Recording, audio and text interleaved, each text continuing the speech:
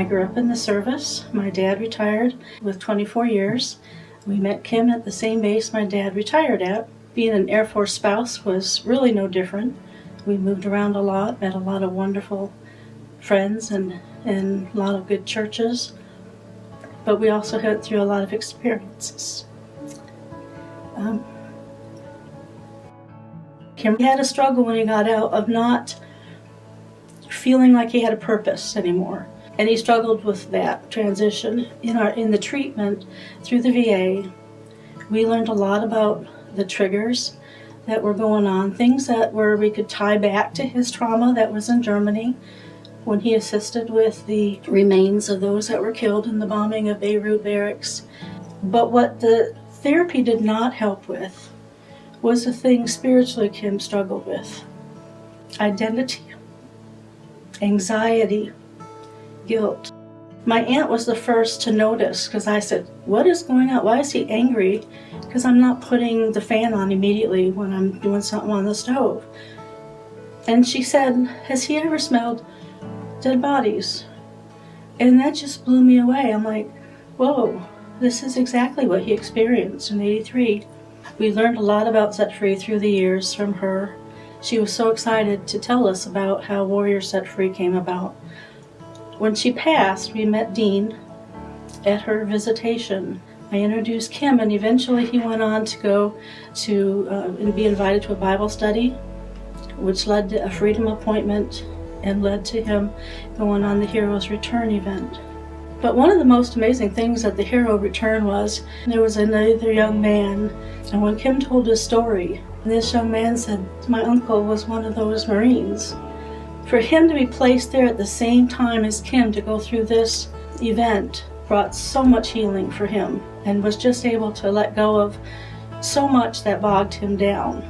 When we went to the reboot, it was very scary because I don't talk in front of people.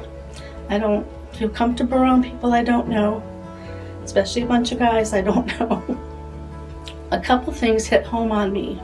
The biggest was the chapter on forgiveness.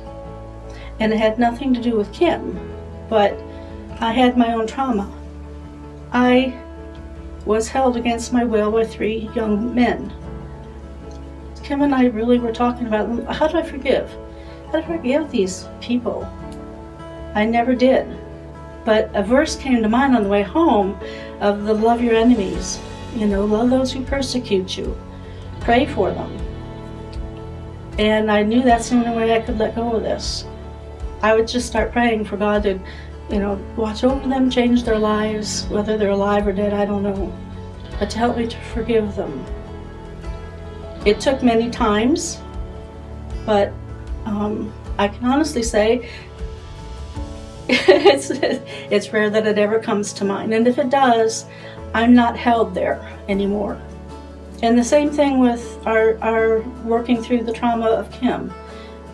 We're not there anymore. We're past it.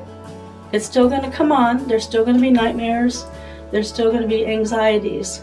But it doesn't hold us to that place anymore. It doesn't have a grip on our lives like it had been for so long. But we're very thankful that we're at a point now where we can enjoy life again and do the things we're meant to do.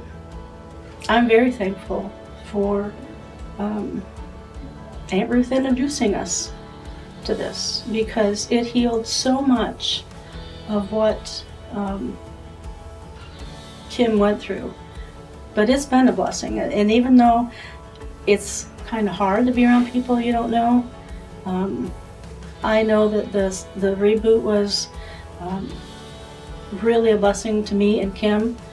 We spent a lot of time going through a lot of things together afterwards. I would encourage anybody to go. It is free, and it has been a wonderful experience with Kim and a blessing to me and others.